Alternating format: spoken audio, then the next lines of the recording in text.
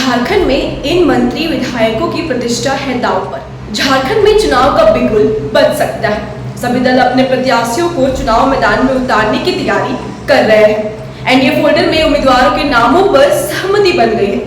हालांकि इंडिया गठबंधन में प्रत्याशियों को लेकर सहमति बन पाई है या नहीं, ये कहना थोड़ा मुश्किल होगा। चर्चा है कि इंडिया गठबंधन में सीट शेयरिंग का फॉर्मूला तलाशने के लिए एक और दौर की बातचीत के लिए मुख्यमंत्री हेमंत सोरेन दिल्ली जाएंगे। दिल्ली में उनके कांग्रेस के राष्ट्रीय अध्यक्ष मल्लिकार्जुन खड़गे सहित कुछ अन्य नेताओं से मुलाकात हो सकती है। 22 मंत्री व विधायक दोबारा लड़ेंगे चुनाव।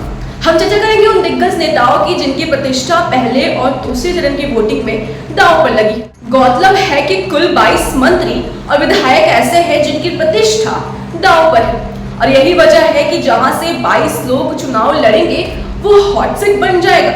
अब इन 22 नेताओं में कौन लोग हैं, कितने मंत्री हैं और कितने विधायक हैं, वे किन संभावित सीटों पर चुनाव लड़ सकते हैं, आगे विस्तार से इसकी चर्चा करेंगे। गौरतलब है कि चुनाव की तारीखों के ऐलान होने के साथ ही राजनीतिक दल तैयारियों में जुट गए हैं। सब दल इस बार फिर से अपने चेहरे पर ही दांव लगाने की तैयारी में है। बीजेपी से ये दिग्गज नेता उतरेंगे चुनावी मैदान में। पहले हम भाजपा के बारे में बात करते हैं, जो अपने दिग्गज नेताओं को दोबारा चुनाव मैदान में उतार रही है। पहला नाम है पूर्व मुख्यमंत्री व भाजपा प्रदेश अध्यक्ष बाबूलाल मरांडी का। बाबूलाल मरांडी जनरल सीट राजधनवार से चुनावी मैदान में उतरेंगे। पिछले चुनाव में बाबूलाल मरांडी झाविमो के टिकट पर चुनाव जीते थे। हालांकि चुनाव जीतने के बाद उन्होंने झाविमो का बीजेपी में विलय कर दिया था। दूसरा नाम है नेता प्रतिपक्ष अमर कुमार बावरी का। अमर बावरी अपने ही सीट चंदन कियारी में चुनाव लड़ेंगे। हालांकि पहले ये चर्चा थी कि अमर बावरी को कांके शिफ्ट किया जा सकता है। तीसरा नाम है बिरंची नारायण का। बिरंची नारायण एक बार फिर से बोकारो सीट से ही चुनावी मैदान में नजर आएंगे। आपको बता दें कि बिरंची नारायण 2 बार इस सीट से चुनाव जीत चुके हैं। पार्टी ने एक बार फिर से उन पर ही विश्वास जताया है। चौथा नाम में शामिल है रणधीर कुमार सिंह।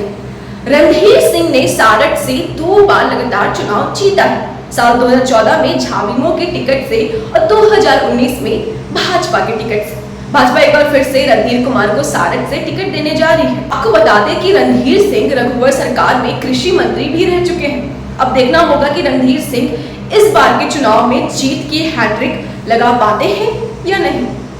पांचवा नाम में शामिल है भवनाथपुर से भानु प्रताप शाही। इस बार फिर से भाजपा के टिकट पर इस सीट पर चुनाव लड़ेंगे। भानु प्रताप शाही मधुकोड़ा की सरकार में मंत्री रह चुके हैं। छठा नाम है नीलकंठ सिंह मुंडा का। ये बीजेपी के लगभग सभी सरकारों में मंत्री रहे हैं। रघुवर सरकार में भी ये ग्रामीण विकास मंत्री थे। इस बार भी इनका नाम भाजपा प्रत्याशियों के लिस्ट में शामिल किया गया है। चर्चा है कि बीजेपी इन्हें फिर खूंटी विधानसभा सीट से प्रत्याशी बनाएगी। 7वां नाम है कोडरमा से विधायक नीरा यादव का। नीरा यादव रघुवर सरकार में शिक्षा मंत्री रही है।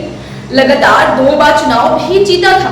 भाजपा इस बार फिर से इन पर दांव लगाने जा रहे हैं।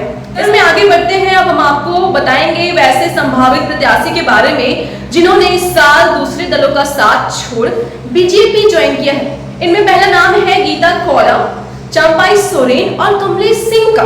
गीता कौड़ा 2019 के लोकसभा चुनाव में चाईबासा सीट से कांग्रेस के टिकट पर सांसद बन गई थी। 2024 के लोकसभा चुनाव से ठीक पहले गीता कौड़ा बीजेपी में आ गई। पार्टी ने टिकट भी दिया, लेकिन झामुमो की जोबा मांझी से हार गई। हालांकि बीजेपी गीता कौड़ा पर फिर एक बार भरोसा करके चाईबासा संसदीय सीट के जगन्नाथपुर से टिकट देने जा रही है। हाल ही में झामुमो छोड़ बीजेपी में आए कोल्हान टाइगर चंपाई सोरेन का सरायकेला से चुनाव लड़ना तय है। चंपाई सोरेन ने सरायकेला पर लगातार 5 बार जीत हासिल की। गौरतलब है कि अब 30 जनवरी को हेमंत सोरेन को ईडी ने कथित जमीन घोटाला केस में गिरफ्तार किया था, तो चंपाई सोरेन मुख्यमंत्री बनाए गए थे। हेमंत सोरेन जेल से लौटे तो चंपाई से पद छोड़ने को कहा। चंपाई सोरेन ने इस अपमान माना और पार्टी छोड़ दी। अब वे बीजेपी का हिस्सा है। वहीं हुसैनाबाद से कमलेश सिंह का नाम भी उल्लेखनीय है। भाजपा इन्हें इसी सीट से चुनाव लड़ा सकती है। कमलेश सिंह एनसीपी के इकलौते विधायक थे। हालांकि कमलेश सिंह का भाजपाई हो चुके हैं। सहयोगी दलों से ये लड़ेंगे चुनाव। वहीं हम एनडीए फोल्डर आजसू और जदयू की बात करें तो जमशेदपुर पूर्वी से विधायक सरयू राय ने हाल ही में जदयू का दामन थामा है। सरयू राय रघुवर दास की सरकार में मंत्री रहे हैं। पिछले चुनाव में टिकट नहीं मिलने की आशंकाओं और तत्कालीन मुख्यमंत्री रघुवर दास से खिंचतान के बाद उन्होंने जमशेदपुर पूर्वी से निर्दलीय प्रत्याशी के रूप में चुनाव लड़ा और जीते भी। इस बार एनडीए फोल्डर से जमशेदपुर पश्चिमी से जदयू की टिकट पर चुनाव लड़ेंगे, जबकि सिल्ली विधानसभा सीट से पूर्व उप मुख्यमंत्री व आजसू सुप्रीमो सुदेश महतो चुनाव लड़ने वाले हैं। सुदेश महतो इस सीट से कई बार चुनाव जीते हैं। अब हम आते हैं इंडिया गठबंधन में कई दिग्गज नेता हैं जिन पर फिर से पार्टी दांव लगाने जा रही है, उसके बारे में चर्चा करते हैं। मुख्यमंत्री हेमंत सोरेन एक बार फिर से अपनी परंपरागत सीट बरहेट से चुनाव लड़ सकते हैं। हेमंत सोरेन पिछले चुनाव में 2 सीटों पर चुनाव लड़े थे, बरहेट और दुमका दोनों सीटों पर जीते भी थे। बाद में दुमका सीट छोड़ दी। उपचुनाव में उनके छोटे भाई बसंत सोरेन भी जीते। नाला सीट से रविंद्रनाथ महतो का चुनाव लड़ना लगभग तय माना जा रहा है। रविंद्रनाथ महतो विधानसभा अध्यक्ष भी हैं, झामुमो के दिग्गज नेताओं में भी शामिल हैं। गांडे से कल्पना मुर्मू सोरेन चुनावी मैदान में उतरे कि कल्पना सोरेन पति हेमंत सोरेन के जेल जाने के बाद राजनीति में सक्रिय हुई है। कल्पना सोरेन ने लोकसभा चुनाव के दौरान हुए कांडी उपचुनाव में भारी मतों से जीत दर्ज की थी। इस बार फिर से तय माना जा रहा है कि कल्पना सोरेन यहां से चुनाव लड़ेगी।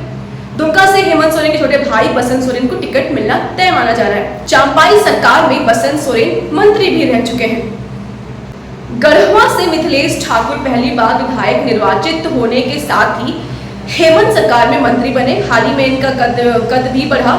इस बार तय माना जा रहा है कि मिथिलेश ठाकुर पर झामुमो एक बार फिर से भरोसा कर उम्मीदवार घोषित कर सकती है।